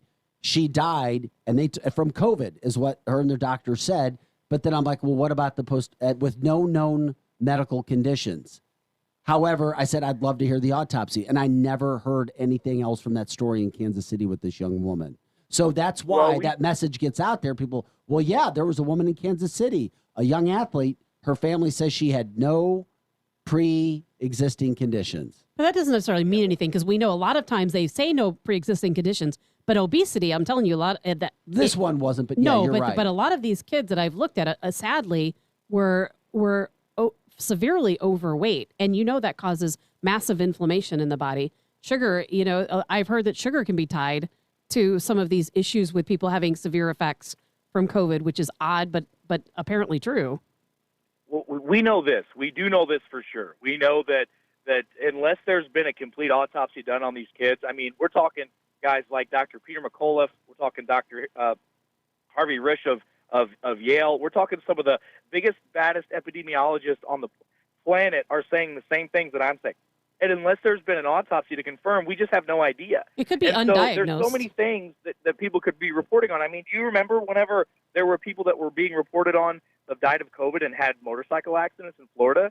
I mean, and those have been retracted, right? And so the reports are on and on and on about these inconsistencies, and there are lawsuits in 3 states right now. 3 states have lawsuits that are challenging the death certificates of multiple people in that state because of the fact, and remember this is the first time in almost 2 decades, and this happened last year, that the FDA and CDC allowed for doctors to change the way that we report deaths on death certificates for COVID-19. If you died and you live in an area where COVID-19 was high at the time, the doctor could put COVID-19 on the death certificate. And remember, this is a fact. If someone died at the hospital and they died of COVID-19, this is true and prove me wrong. You can't do it because it's already in the courts. They're arguing this, is that they get higher payouts if somebody dies from COVID than if they die from other issues. That's a fact. Dr. Naputi with us this morning talking about this situation with the vaccine. Could you kind of roll this into what's happening with the FDA? On Monday, we did a big news story on the news, Fox 2, everybody across the country, local stations, national media. This is so great. We have a new drug that's going to help Alzheimer's. It's been so long since the FDA has approved one. Well, then it didn't take long for us to see and find out, and thanks to some reporting by you, and I was able to check into it. You have a board that tries to approve these and break down and have critical thinking about whether these drugs are actually going to do what they say they're going to do to approve them. And of that 11-person board for this Alzheimer's drug that the FDA had with some of the best minds in the country, not one doctor approved it. 10 said no way. 1 said they were uncertain. Then we had a doctor, I think it's Pelmutier from WashU, who said, not only is this wrong that you're approving this drug when we told you it doesn't do what you say it does, I'm quitting. And now 2 more have quit that board. 3 of the 11 have quit. Not one says it's right. What in the hell is going on? Well, Vic, it goes back to the whole idea that doctors say all the time. If people knew what we knew, they would do what we do. So let me explain this so that you understand thoroughly what's going on. And this is the process for FDA approval for all medications and drugs and therapeutics. So the manufacturer, the drug manufacturer, the drug makers, okay, they make the drug. Then they go and they have studies that are done. And then those studies then are analyzed by an expert peer panel. And we're talking experts. So these were all neurologists, MD, PhDs, practicing physicians, the best of the best of the best that analyzed this peer review, which is the gold standard, quote unquote, in medical science. In this particular study, Vic, they found that 10 out of the 11 doctors, like you said that there was absolutely no positive effect of this medication whatsoever. So it doesn't do anything. It doesn't work. The 11th doctor said, I'm just not sure. There's not enough data. I cannot approve this. So like you said, that one doctor from WashU said, not only do I not approve this, but since the FDA went ahead and approved it anyway, the drug manufacturers approved it anyway, even without approval from practicing doctors. The peer review said, no, it doesn't work. They approved it anyway. And so these doctors said, you got to be kidding me. This is horrible. This is medical malfeasance. This is medical tyranny, because that's what it is. And he quit. And by the way, as of yesterday, 3 doctors out of the 11-doctor panel on the FDA that this drug went through that was denied through that panel but approved by the FDA have resigned from that position, stating that this is disgusting, it's sickening, and it's sad, and the American public needs to know how corrupt the FDA truly is. And this is the governing body that approves vaccines, that approves drugs. These are the people that approved opioids that kill 70 to 80,000 Americans a year. I mean, that's what happened. And by the way, very interesting to note, this is a drug that doesn't affect positively patients with Alzheimer's. But you know what it does do? Is it puts money in the pockets of the people that prescribe it to the tune of $57,000 a year. $57,000 per year, per person, per patient that gets on these medications. And you want to talk about fear? I've got patients that have a Parkinson's syndrome, and they're scared to death they'll do anything to keep their body and their brain going. So you think these patients aren't going to go, okay, there's a new drug, we're going to try to roll with it. That's absolutely what's happened there. And by the way, that's what's happening with the FDA approvals of the vaccine. Remember, during the approval process, the emergency use authorization that was approved by the FDA, that was granted by Congress, this is an experimental injection, which means by law it cannot be mandated, and many other things. It cannot be mandated. And any of your attorneys that said that they can mandate it, they're wrong. They've been wrong from the beginning. You've got bad advice, because just yesterday, the Biden administration came out and said, hey, ladies and gentlemen, the Biden administration tells all federal agencies that they cannot, I repeat, cannot require employees to get the COVID-19 vaccine. But what you know about why that is? Yeah, Because well, I want to know that. I have a approved question. under the EAU as an experimental drug. What about the hospital in Houston that just suspended 178 healthcare workers because they refused to get the vaccine? You mean the one that's under a massive lawsuit right now? That's Exactly. Gonna end up We're losing talking their about shirt if they don't reinstate. Houston Methodist. If you want to get into this, what the backstory on this is, the hospital gave them 2 weeks to go get vaccinated. This was after they refused to do it. Gave them basically a 2-week vacation. Get it done. You're kind of suspended. Get it done. And then if they don't, they're fired. When I saw this, I could not believe my eyes reading this. What is the latest on that situation? Vic, can you hear me? Yeah. Don't you think that it's a little bit crazy? I mean, don't you think it's a little crazy that 177 employees at a hospital, okay, not at a shoe factory, not at a mechanic shop, not at a vitamin place, but at a hospital, say that they don't want to get this injection? They literally are seeing every day people coming in having injuries. Don't you think we should probably have a discussion of why they don't want to get this injection? Yeah, I do. That's a great point. I mean, I don't know how much more common sense we can get with stuff. But again, what's happening is real straightforward and simple. They are in the process of getting sued right now. Well, if they're getting sued, but the lawsuits take a while, though, Doc, don't they? What happens to these people in the meantime? Vic, I don't know. We're living in such a crazy world where right now, I can promise you this, and we're seeing it, lawsuits are literally dropping every day across the country. There was a huge lawsuit that dropped yesterday against the emergency use authorization. There was another lawsuit that dropped on Tuesday of this week that challenges the emergency, saying that there is no emergency right now, and that the only reason why some of these governments are keeping emergency status is so that they can continue to get federal government funding. There's a lot of things going on. This is all going to end up getting sorted out in a court of law. This is something that I've told everybody from the beginning of this. You did. You know, we live in a city in a country of law and rule and law. But the only way that those rules and laws are enforced is if people enforce them and they punish people for breaking them. And that's what we're going to have to see. We're going to have to see what happens in the judicial system, and are our lawmakers going to protect us moving forward so that this does not happen again. Hey, how slammed are you? Can you stay with us through the break, or do you got to get back to patients? No, I can go for a little bit longer. Dr. Eric Naputi of the Naputi Wellness Center. You can get more with Doc at ericnaputi.com. We got to take a quick break. Coming back more with Brendan Shanahan, Tabitha Hassell, and Vic Faust of Fox 2. Back with more Edge right after this. Share the show, 100.7 The Viper on Facebook. We'll be right back on 100.7 The Viper.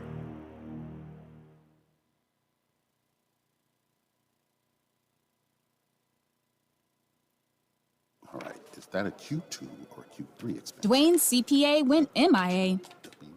To keep his books and his sanity, he needs to find a replacement ASAP. Hey, Johnny, have you ever heard of a fungible good? Indeed can help him hire the people he needs. I need Indeed. Indeed you do.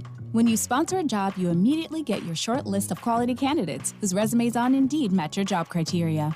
Visit Indeed.com/credit and get $75 towards your first sponsored job. Terms and conditions apply. Good morning, privates! Good morning, Drill Sergeant! I'm mean, seriously, what a pleasant morning. The sun is shining and the birds are chirping. You seem to be in a good mood today. Astute observation, Private. Astute. He's probably happy because he found out Honey Nut Cheerios can help lower cholesterol as part of a heart-healthy diet. So, in lieu of the obstacle course today, I propose a nice meditative nature walk. Does that sound delightful to everyone? Yes, Drill Sergeant! Have a change of heart with Honey Nut Cheerios. Learn more about Honey Nut Cheerios by picking up a box at your local store.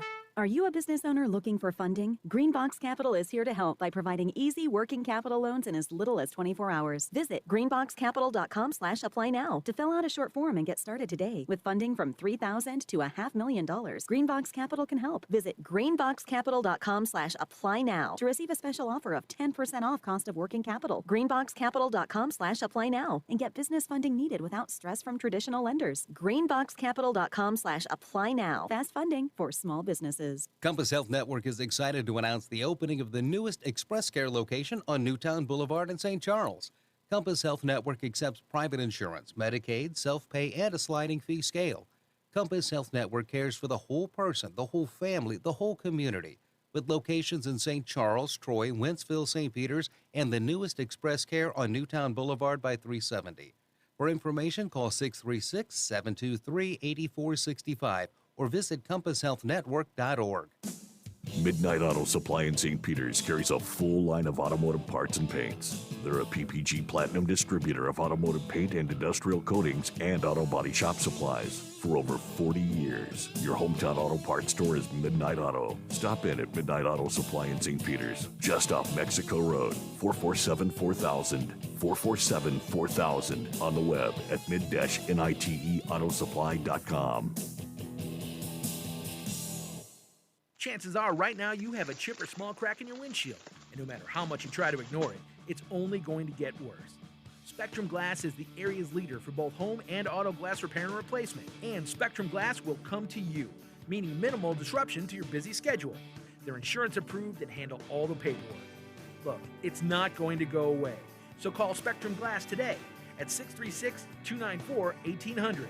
Spectrum Glass, 636-294-1800. Hello, St. Louis and St. Charles County. This is John Londoff Jr. along with my good friend and partner, Jimmy Sappho. Jimmy, folks are wondering how Johnny Londoff Autoplex has become the fastest growing pre-owned dealer in the area so quickly. Are you kidding me? Sir, for over 80 years, folks have trusted your family to give the best customer service, a great selection, and the lowest prices possible. And don't forget our free lifetime powertrain warranty on most vehicles on the lot. Visit us in St. Peters and at londoffauto.com. Now, back to the Edge Morning Show.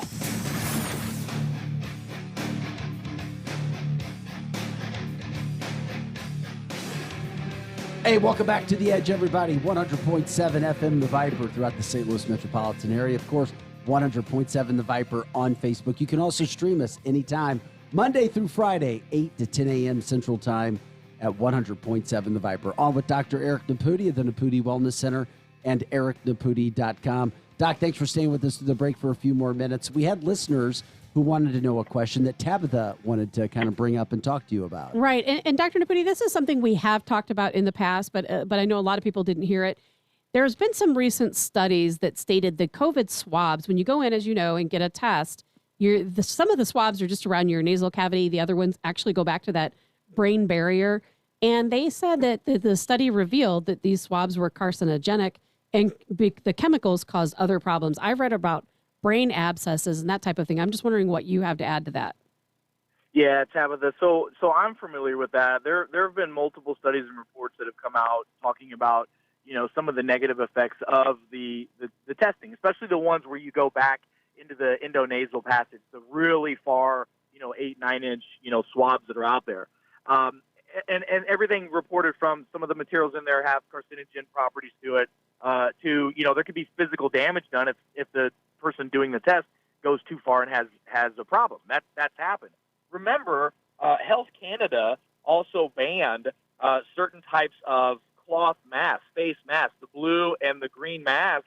They said don't wear those because there are carcinogens in those masks as well. And people have been wearing those things for 14 months. So again, we talk about how COVID-19 kills people. And yes, I agree that COVID-19, the virus, the SARS-CoV-2 and the disease COVID-19 has killed people. According to the CDC, somewhere around 94% of deaths are attributed, 94% of deaths are not solely attributed to it, and the other 6% are. But what about all the side effects and the other collateral damage that's happened, including potential damage from wearing a mask, from getting tested? The list goes on and on and on about all that stuff. So yeah, it's a concern. I mean, when this is all done, I hope that we have just a huge global debrief and go, all right, here's what we did wrong, here's where we messed up, here's what we did right, and we need to have a proper plan of action so that we don't ever go through this complete debacle again. I mean, I don't know if you guys know this, but in most states, suicide is up by 60%, 60%, and it's now the number one leading cause of death in teenagers. So it's just sad, the state of affairs that have happened. Before we get out of here on this Friday, Doc, and everybody enjoyed their weekend, anything else you want to end up with or get to that we haven't had a chance to get to? Because today we've just been rapid fire on you.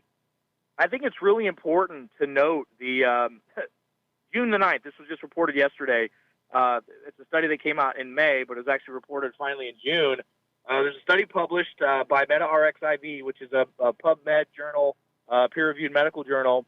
There was a hospital study with almost 500 plus patients in it. This is a huge study, and what they did was they looked at zinc and hydroxychloroquine, and they found that in hospital settings, that hydroxychloroquine and zinc together, this is in the Journal of Antimicrobial Agents, reduced the risk of problems by 84%, which is death and morbidities. And then they also found in another study that zinc and hydroxychloroquine can increase coronavirus survival rate by 200%. Wow. That is a very big deal. And again, what all have we been lied to about, you guys? I mean, if you read the Fauci emails, we talked about how they knew and lied about masking. They knew and lied about social distancing. They shut down your businesses for reasons that make no sense whatsoever. They passed a 5,000 plus page bill last year so people could get, paycheck protection money and COVID relief funds. But there's all kinds of stuff in there that increases suppression and censorship. Fauci lied and people died, and censorship is killing people. And the truth will set us free, even though it's not, I don't know how to say this. Most people don't want to believe that they've been lied to, and the studies and everything have been misrepresented, but they absolutely have. COVID-19, according to the data, and there are 4 lawsuits that is being argued that the emergency has been gone for some time, and that there's zero risk to children for COVID-19, and that is not the narrative that's being played out in the school systems, in the media, and much, much more. But the data says something different.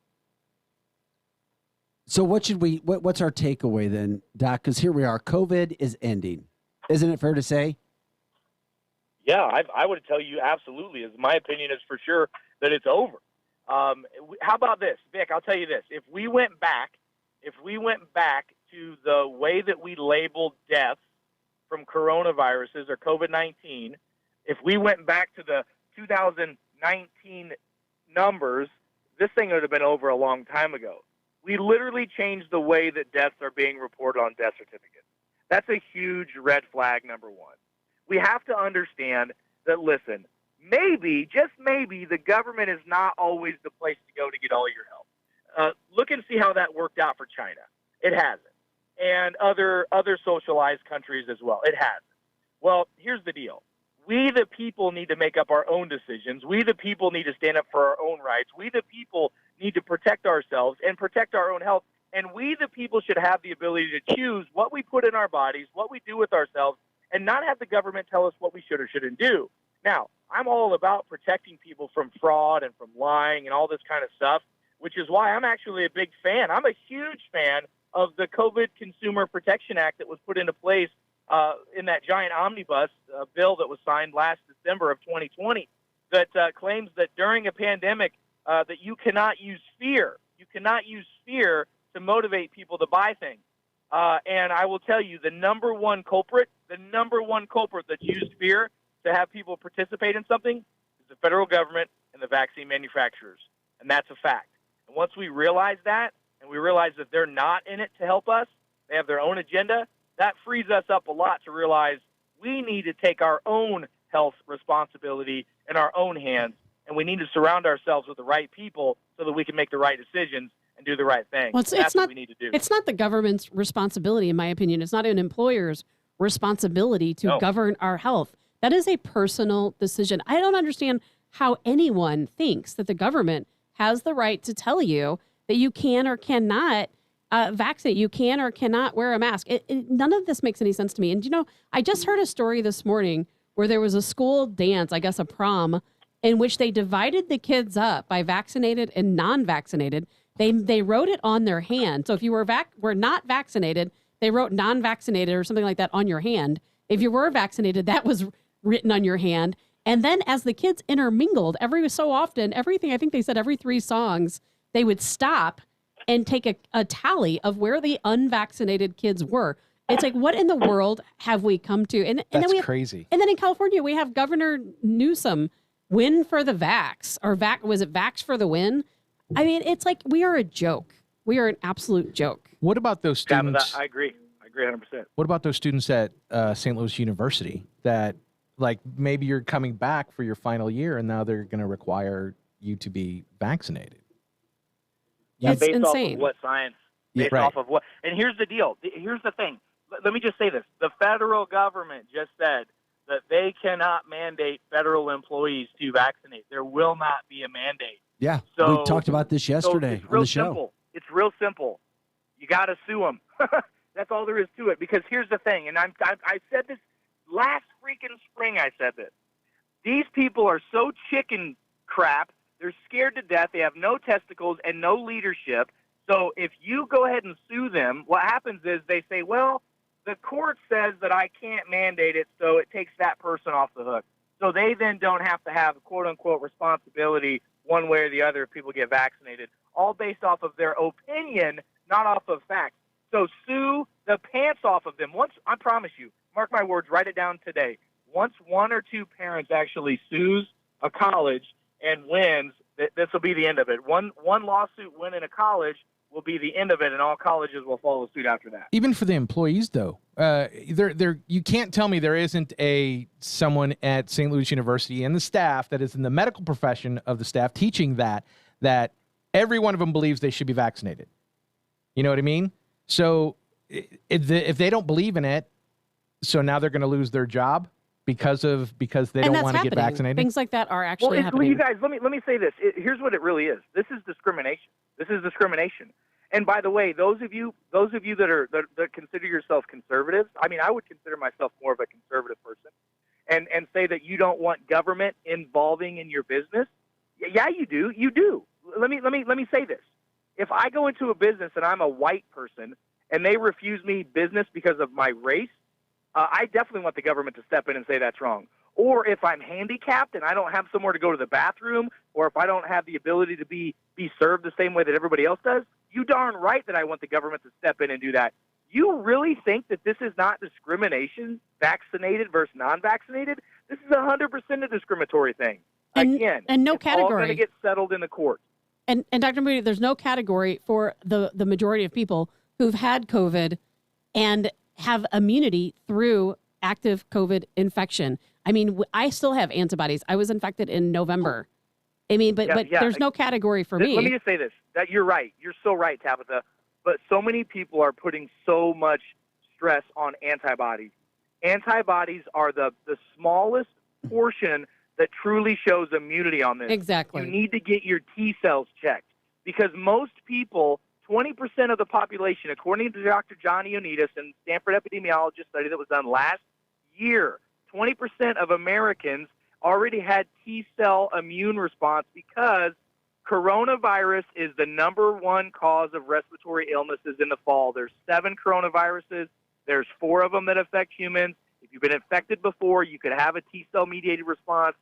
Most people, a lot of people are already immune. That's why people would get SARS-CoV-2 exposure but have no symptoms. That's because they already had a response. Antibodies are not the most important thing. And by the way, the antibodies are the quote-unquote gold standard for the vaccine to make sure that it works or doesn't work. Did you know that we get 50 billion parts of materials injected into us whenever we get this injection, times 2 if you do Moderna or Pfizer. And what that does with the immune response is it ramps up antibodies in some people so high that it goes out of control. And by the way, that's known as a cytokine storm or an antibody-enhanced disease. And that's what we're seeing, and that's what I'm concerned about, and a lot of other doctors are concerned about what's going to happen in the fall when people are exposed to these viruses in real life. So, Vic, back to your point, what do we need to do? We need to do the simple things to keep us healthy. We need to eat right. We need to exercise. We need to de-stress. We need to take the right vitamins, minerals, and nutrients that we're deficient in as a society, and that includes vitamin D, zinc, quercetin, vitamin C, and other nutrients that are void in the human diet, in the standard American diet. We know there are over 350-plus studies that show the benefits of micro and macronutrients in improving viral-like illnesses and symptoms. Nobody can deny the science. Nobody. Even if they try, they can't. They're liars. So the bottom line is we need to get educated and we need to take massive action, just like we were supposed to at the beginning of this thing. Yeah, and Dr. Naputi, Vic had to run out, so he had some business to take care of. Yeah. The last part of the show today, so he is no longer here. We've had so many listener questions, the past couple weeks. There's just so much going on. And, I don't know if you know this, I'm assuming you do, is that they're starting the trials now for what they call the next phase of COVID vaccinations. The people who received the initial vaccination 6 to 9 months ago are receiving their boosters now. And I personally know someone who had one, and they got 2 shots in the first round of this, and 1 in each arm. And one is to prevent pneumonia, and the other is, of course, the first booster for COVID. So this is something that people are going to have to get continuously. It's not a, one shot and you're done. This could potentially go on forever. Oh, Tabitha, this is one of the biggest moneymakers that the federal government has ever partnered with the vaccine manufacturers on. And if anybody thinks that the federal government doesn't profit off of the vaccine program, you're absolutely crazy. And the next person that tells me, well, these vaccines are free, why would I not get them? They're not free. They're not free. Right. They are They're definitely not free. What are you talking about? So here's what we also don't know, Tabitha. We don't know long term the compounding effects that are going to happen when somebody has to take a booster shot every 6 to 12 months for the rest of their life. So, exactly. Lots of crazy stuff's going to show up. There's the vaccine adverse reporting system, and I mentioned this, I think, last time I was on with you all. Recently, I was on a call with a bunch of doctors and 2 whistleblowers from the CDC and HHS, and they were talking about the vaccine adverse effects reporting system, which, by the way, the next person that says, well, that's not a legitimate process. It was established by the federal government. It is controlled by the federal government. It is overseen by HHS and the CDC. So I just don't understand why they have such cognitive dissonance. But the 2 ladies that worked in this organization said that the reporting system is backlogged between 4 to 6 weeks. So the latest report that came out, which was May the 28th, 2020. 2021, May 28, 2021, shows 5,216 deaths and 300,000 injuries in the United States alone. And by the way, when a couple decades ago, when this reporting system was considered not as effective as it should be, they gave it to Harvard. Harvard looked at it and said, hey, yeah, we've got some serious problems. Not only do we have issues, you're only capturing between 1% and 10% of the actual injuries that are out there, and the system is massively flawed. Guess what they did with that information? Nothing. They didn't do anything with it. They didn't make any changes. They didn't make any improvements. They didn't do anything. They just kept on going with what they continue to do, and now we got the same results we did. But the problem is most people don't know these things, and if they don't know these things, they can't make an informed decision, and they just follow the TV because most people are so concerned about just getting through their life. They just want to raise their kids. They just want to go to work. They just want to pay their bills and do life. And they want to go back and play music and all this stuff that's out there, and that's great. But people are dying because of censorship, and people are dying because of the lies, and a lot of these lies are perpetuated by guys like Tony Fauci and other individuals in the federal government, and that's a fact. And people are brainwashed. You know what? I made a post on my personal Facebook page the other day because I didn't feel really great the other day, and somebody's like, oh, you need to get COVID tested. I'm like, why in the world would I do that? Here's the thing. every time I've had the flu in the past or a cold, I don't run out and get flu tested. I realize there are some people that do. But I mean, why can't people use common sense and say, okay, if I feel really bad, I'm going to go to the emergency room. It doesn't matter whether it's the flu or COVID or a cold or diverticulitis. If you don't feel well and you feel that bad, then you need to go to the ER. Why do people feel like they have to get COVID tested when they have the sniffles? Well, you're right. They've been brainwashed. I mean, I don't know what else. I don't know how else to answer that, Tabitha. They've been marketed and propagandized to only believe and trust one thing. And by the way, how's that working out for us? I mean, I don't want to sound like a horrible naysayer, but let me give you some statistics.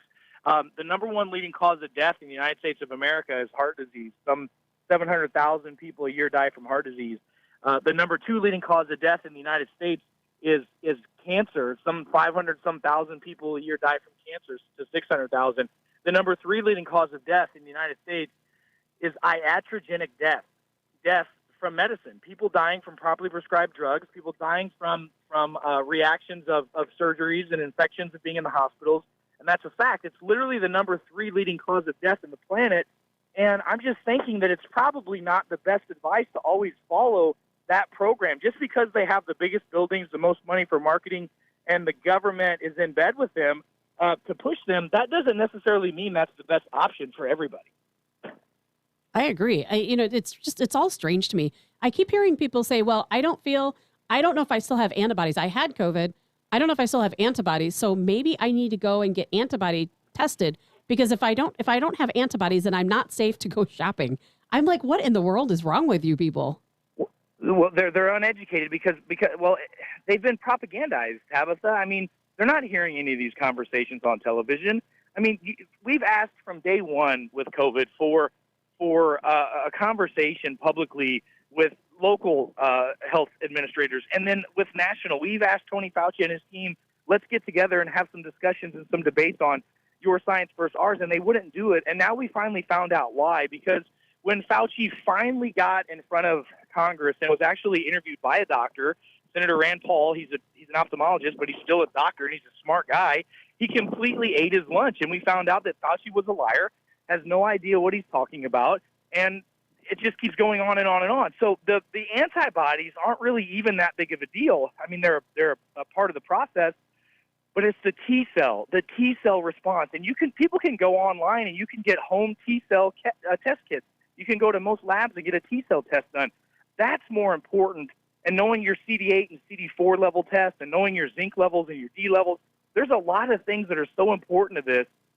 More than even antibodies, but the reason why everybody's talking about it is because that's all they're hearing about. I know, because people feel like, well, if I don't have active antibodies, if I'm not immune, then, oh my God, what do I need to do? I guess I need to get the vaccine, or I can't continue living like a free person. It's driving me crazy. You know what? When my antibodies, what else is pretty nuts, Tabitha, is the fact that, and I'm sorry to cut you off, but oh no, you're fine. This disease has a 99.998% survivability rate of all ages. It doesn't become an issue until you're over the age of 70 and you have, underlying issues. The average age of death of someone in America with COVID-19 is 80 years old, by the way. The average life expectancy of an American is 78.9. If you think about that for a minute, it makes you go, why has no one come out on television with any common sense conversations like this? It's because it goes against their agenda, and it's going to scramble people's brains that have already been brainwashed, and they don't want their people to be awake to this information. And I don't know any other answer, Tabitha. If they're not doing it maliciously and on intention, then they really, truly are just that ignorant and stupid, and that's what we're dealing with right now. It really is. I'm really shocked by it. I know we've kept you for a long time, Dr. Naputi. Thank you so much for joining us. I appreciate you guys. You guys have a great day, okay? You Bye-bye, also. everybody. All right, we got to take a break, Tab. I'm ready. I'll be back. It's Morning Edge 100.7. The Viper.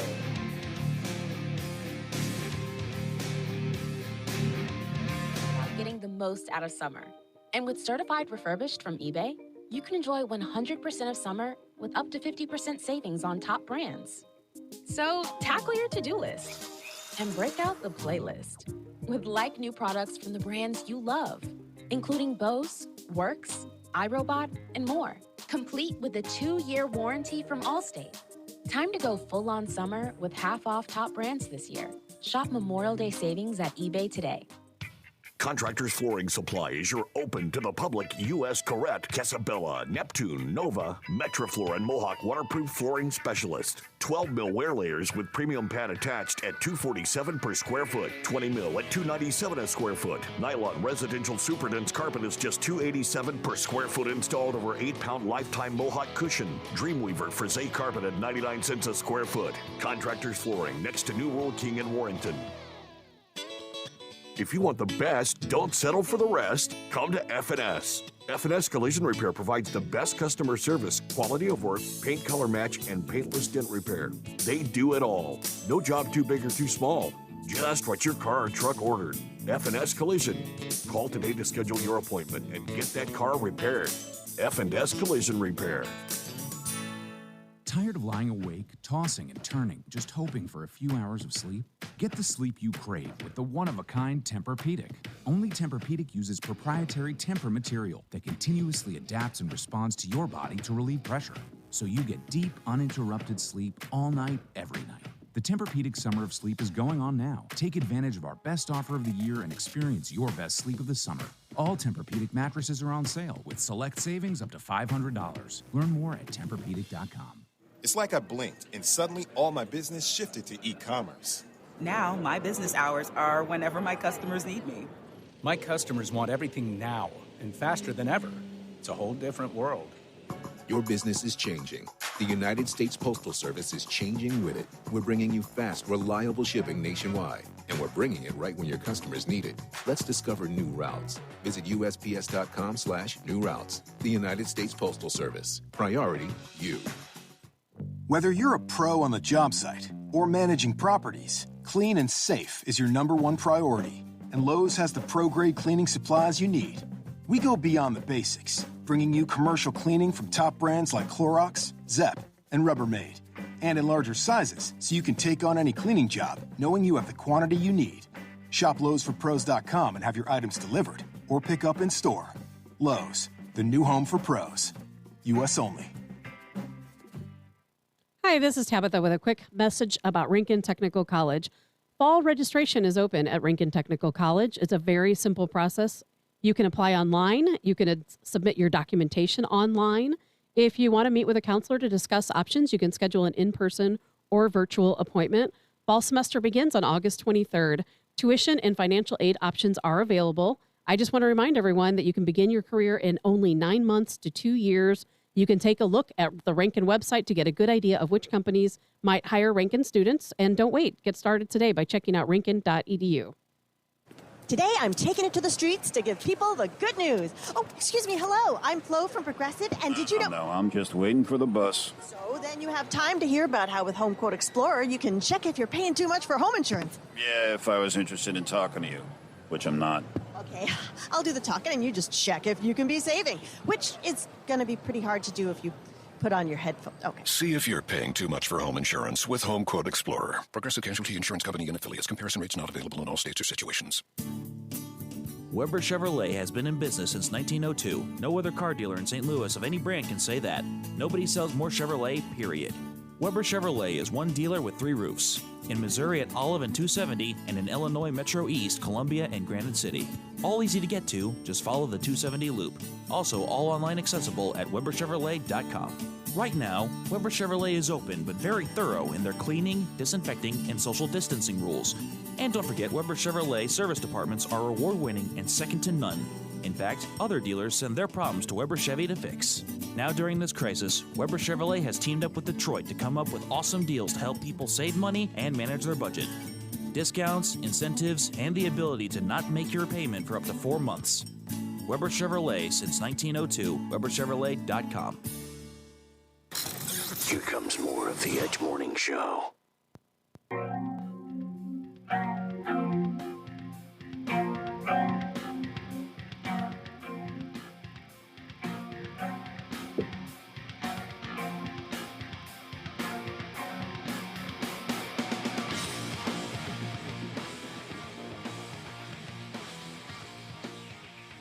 Welcome back to the Edge Morning Show. Vic is gone. Eric's gone. It's just Tab and Shanny. Unsupervised. Unsuper.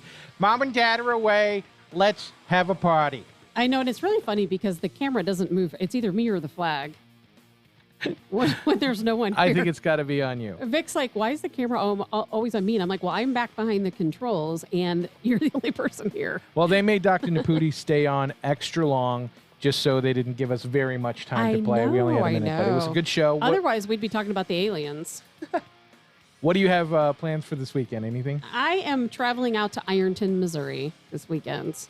For fun, pleasure, for actually business? a homeowners association meeting, but it could be a lot of fun as well. What about you?